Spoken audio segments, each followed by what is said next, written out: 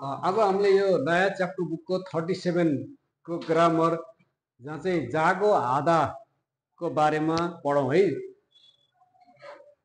जागो आधा भनेको खास भनेर भन्नु भन्ने अर्थ लाग्छ है। यो इन्डाइरेक्ट स्पिच हो, यसको मिनिङ भनेर भन्नु, यसको ठ्याक्कै मिनिङ हो भनेर भन्नु। यो चाहिँ 4 प्रकारको हुन्छ। यो इन्डाइरेक्ट स्पिच चाहिँ कोरियनमा यो सबै बुझ्दा राम्रो हुन्छ। 4 खालको हुन्छ है।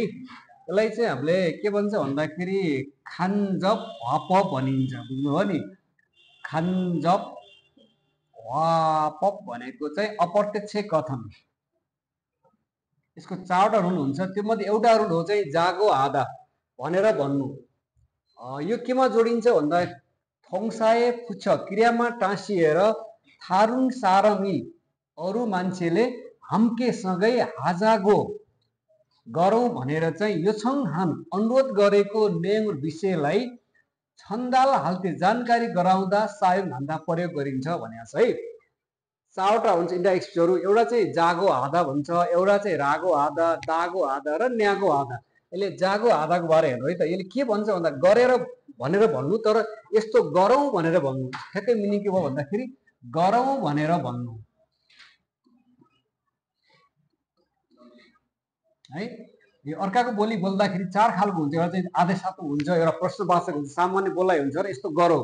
यो जागो आधाले यस्तो गरौँ भने केही तपाईँले कसैले चाहिँ प्रपोज गरे हुन्छ नि, त्यस्तो बोलाइलाई अर्काले बोलेको कुरालाई थर्ड पर्सनले बोल्दाखेरि चाहिँ यसरी बोल्ने। जस्तै हेर त, उसले भनेको छ नि, थारुङ सारमी अरू मान्छेले हाम्केसँगै आजको गरौँ भनेर योसँग अनुरोध गरेको विषयलाई छन्दाल हाल्थे। जस्तै के भयो भन्दाखेरि मिन्मी आउङ सिगा मिन्मी आउङजीले अनुल छनेके आज साँझ खाचीसँगै थोइगुन हाजाको यसयो।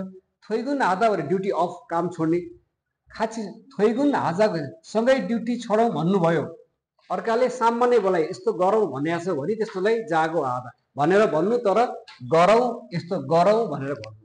अर्कोमा हेर त, फोङ सिगा फोङजीले ओजने बिहानमा छाक्कबे काम चाहिँ कुत्नामेन सिद्धियो भने खाचीसँगै छमसिमको दिउँसो खानलाई मग्जाको यसो खाउँ भनेर भन्नुभयो। त्यसै गरी फान्जाङ निम केस क्याप्टेनज्यूले चाहिँ थाम चाहिँ आउने हप्तामा होइसिकुल पार्टीलाई हाजाको आशिष गरौँ भनेर भनिसकेको छ भनेपछि जागो आधा के बुझ्नुभयो?